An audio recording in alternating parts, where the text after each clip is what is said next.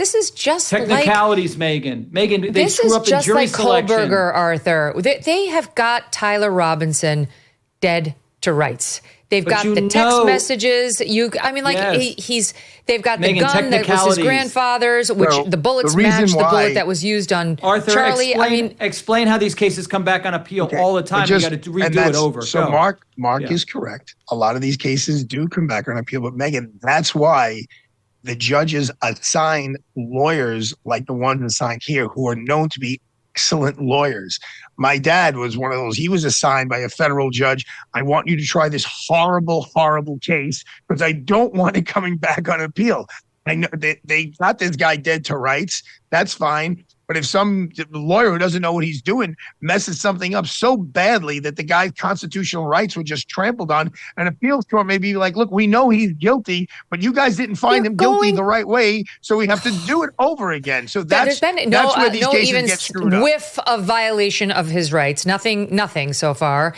And by the way, he confessed. That's how we know it was him. He went to his parents and said, it was me. We have in writing to his trans furry lover, it was me. We don't it was me. It was me. Megyn, listen. It's the process. It's the process. It's not the evidence. Yeah, we're not. It's the process. It's exactly what Arthur just said.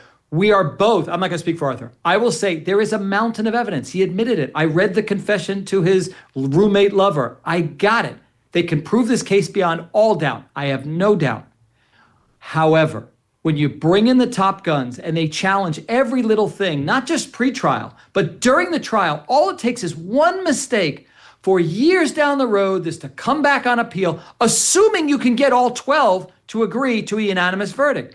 That's why it's appealing sometimes for prosecutors. I know what you're saying. I get close it out to a life sentence. We learned that in the Marjorie Stoneman Douglas. I think they're under too much pressure now. They know how the public reacted when Brian Kohlberger, who they also had dead to rights in Idaho, was given basically a commutation from the death penalty to life in prison because we knew he was going to be found guilty at trial and we knew that he'd get death in Idaho.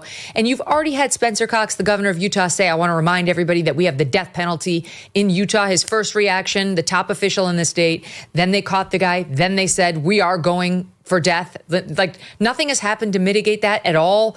And they have confessions. They have the weapon. They have the bullets, the bullet casings, the writings about his bullets and his bullet casings to the lover, the parents to whom he confessed, the neighborhood priest or whatever that guy was, the sort of a youth minister to whom he confessed.